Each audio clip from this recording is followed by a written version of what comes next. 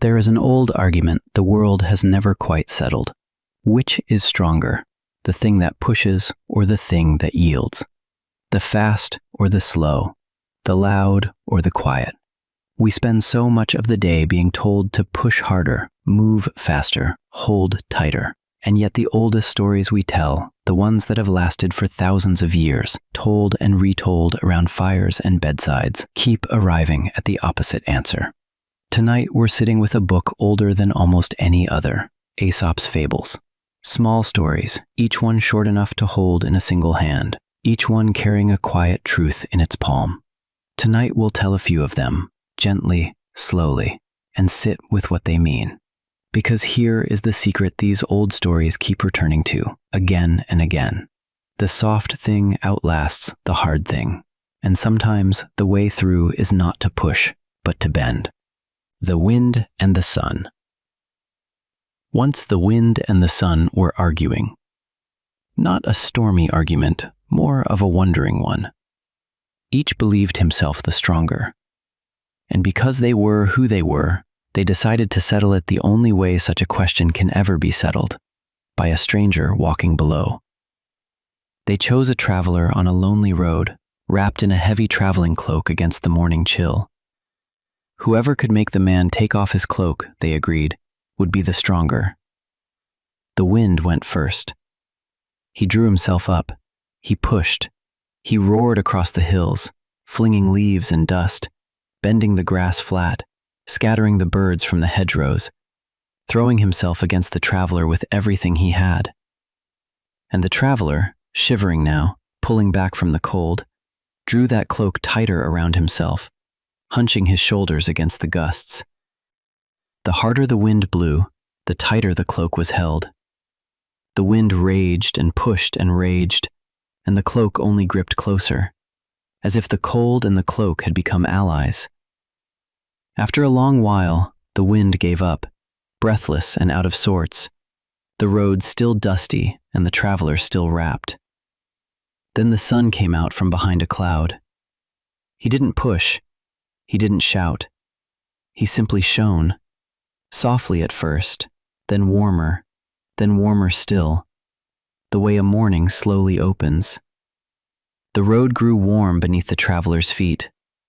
The air softened. The light turned golden and long. A little heat gathered in the folds of the cloak, and then a little more. And after a time, the traveler, comfortable now, even a little warm, unfastened his cloak, folded it over his arm, and walked on, lighter than before, almost smiling at the mildness of the day. The sun had won, not by force, by warmth. The tortoise and the hare. There was once a hare who could not stop telling everyone how fast he was.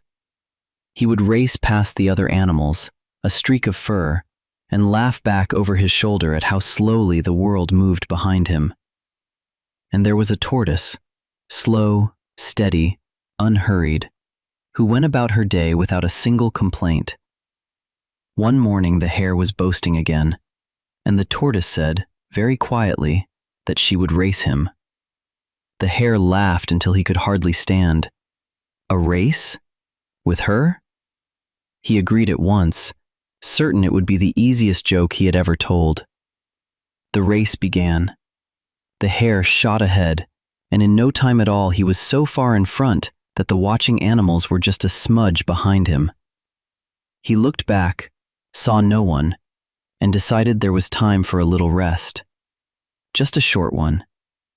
He settled beneath a broad tree at the roadside, the sun warm on his fur, the grass soft beneath him, the day so mild and slow that his eyelids grew heavy almost at once. He closed them. He would wake in plenty of time. He was sure of it. He was so sure that he smiled a little, there in the shade, and let the warm afternoon carry him down into sleep. He slept too long, and the tortoise, who never once stopped, who never sped up and never slowed down, plodded on. Step after step after step. Her small feet on the dust, steady as a heartbeat, past the sleeping hare, snoring softly under his tree, past the midpoint, past the place where anyone watching would have said it was hopeless. She didn't know it was hopeless. She only knew the next small step, and then the one after that, and then the one after that. When the hare finally woke, the sun had moved far across the sky. He leapt up in a panic and dashed for the finish line, legs flying, heart hammering. But the tortoise was already there, waiting, unhurried, having arrived the only way she ever could. One small step at a time. What these two old stories are telling us. Two small stories, two travelers, two racers, and quietly the same idea turning over in both of them. The wind thought strength meant force. He pushed with everything he had, and the harder he pushed, the more the cloak was held. The sun knew better. The sun knew that you cannot be bullied out of your defenses. You can only be warmed out of them. When something is held tight, a worry, a tension, an old fear, pushing at it only makes it grip harder. Warmth is what loosens the hand. Gentleness is what makes us let go. And the hare believed that speed was the same as arriving. He was so far ahead that he thought he could afford to stop. But the tortoise understood something he had forgotten, that arriving is not about how fast you go. It's about not stopping. The slow, steady pace, the one that doesn't exhaust you, the one you can actually keep, is its own kind of winning. You don't have to be fast. You only have to keep going. So here are two quiet truths for a soft night. The gentle approach opens what force cannot, and slow steps still arrive, often before the fast ones who stop to rest and never quite began again. There is no rush tonight. Whatever road you are on, you are allowed to take it one small step at a time. The oak and the reeds. By the edge of a river there grew a great oak tree. He was proud of it, and rightly so. He was enormous, his trunk thick and hard, his roots sunk deep into the earth, his branches flung wide against the sky. He was strong, and he knew it, and he liked to be known for it. Near his feet, down by the water, grew a cluster of reeds. Thin, pale, slight. They bowed in the smallest breeze. The oak looked down at them and felt a kind of pity. "I stand firm," he said. "I do not move, but you bend at nothing at all. A child's breath would lay you flat. How do you live like that, so weak?" The reeds said nothing. They only swayed, gently, this way and that, the way they always had. That night a great storm came. The wind came howling off the river, black clouds rolling over the moon, the water rising and churning at the banks. And the oak set himself against it. He would not bend. He would not give an inch. He was strong.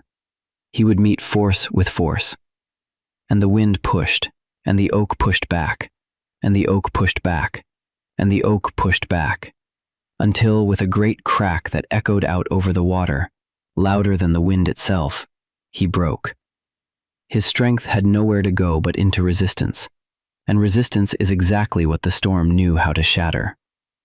When morning came, gray and still, the oak lay fallen by the river, his great trunk split, his wide branches dragged down into the mud.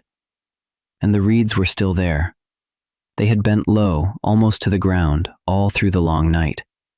The wind had blown, and they had given way to it, and risen again, and given way again, and risen again. Not one of them was broken. They were still standing, pale, slender, nodding softly by the water in the calm new air, as if nothing had happened at all. The Lion and the Mouse. A lion was sleeping in the forest, that deep, full sleep of a creature with nothing to fear. And as he slept, a little mouse, going about her small business in the grass, ran right across his paw. The lion woke. One great paw came down and pinned the mouse flat. She trembled, a tiny thing, in the shadow of the largest creature she had ever been this close to. "Please," she said, very small, "let me go. I know I am nothing to you, but one day perhaps I may be able to do something for you in return." The lion laughed, a low, rumbling laugh. The idea that this little creature could ever be of help to him. But the laugh softened him, the way a small, surprising thing sometimes does, and he lifted his paw. "Go," he said. "I have had my joke. You're too small to be worth eating anyway." And the mouse scampered away into the grass, her heart pounding, free. Not long after, the lion was caught. He'd walked into a hunter's net, spread low in the grass, and the more he struggled, the tighter it held. He roared, he pulled. He thrashed with all his great strength, his claws flashing, his mane wild. The power that had broken so many things could not break these thin ropes. They only drew closer with every lunge. And in his thrashing, the whole forest shook. The little mouse heard him. She came running back all the way across the grass to the creature who had once held her life under one paw. And without a word, she set to work, her tiny teeth, one thin rope at a time, patient and small. She worked and worked, hour after hour, while the lion lay still, breathing, waiting. And after a long while, the net began to give. A strand snapped, then another. And at last, the lion stepped free into the open air. The strongest creature in the forest had been saved by one of the smallest, not with strength, with small, patient teeth and the memory of a kindness that had been spared. What these two stories are telling us. The oak and the reeds, the lion and the mouse. Two more small stories and the same old idea turning over, like a smooth stone in a stream. The oak thought strength meant never bending. He met the storm head on, and the storm broke him, because a thing that will not bend can only break. The reeds knew a different kind of strength, the strength of yielding. They gave way to the wind and rose again, gave way and rose again, and when the storm had passed, they were still there. Softness is not weakness. To bend is to remain. There are storms you cannot beat by standing rigid against them. The only way through some winds is to bow, low and patient, and to trust that you will rise again when the air grows still. And the lion, the mightiest thing in the forest, was caught in a net his strength could not tear, and freed by a creature he had nearly swallowed, whose only power was smallness, patience, and the memory of a kindness. So, no act of gentleness is too small to matter. The kindness you spare someone today may be the very thing that finds you in some net of your own one day. And the smallest among us carry something the large cannot. The patience to work at a thing one thin strand at a time until at last it gives. So here is the old truth, the one all these stories have been circling all night. The soft thing outlasts the hard thing. Gentleness opens what force cannot. Slowness arrives, yielding remains, and small kindness, patient and quiet, can untie what strength could never break. And so we come back to where the old stories began, to that argument the world has never quite settled. Tonight the answer feels close.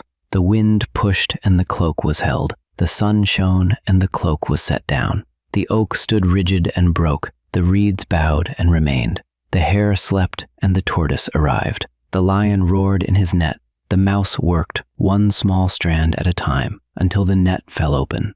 The fox reached and then walked on lighter. The boy's fist stayed stuck until it opened. The soft thing outlasts the hard thing. Whatever was held tight today, a worry pulled close like a heavy cloak, a tension met head-on like a storm. There is no need to push at it now. There is no wind to fight here. Only warmth, slowly rising. The day is setting, the way the sun comes out from behind a cloud, not all at once, but gently, until the air around you grows soft and warm. There is no race to finish tonight. There is only the road, growing quiet, and the warmth settling in, and the slow, steady rhythm of one small step, and then another, carrying you gently toward wherever you are going. The way the tortoise arrived, the way the reeds remained, the way the cloak is always, finally, set down in the warmth. If there is one thing to carry from these old stories, let it be this. The soft thing outlasts the hard thing. Gentleness opens what force cannot. Slow steps arrive, and the smallest kindness can untie the thickest net. The night is warm and quiet, and here. Rest well, sleep softly. Good night.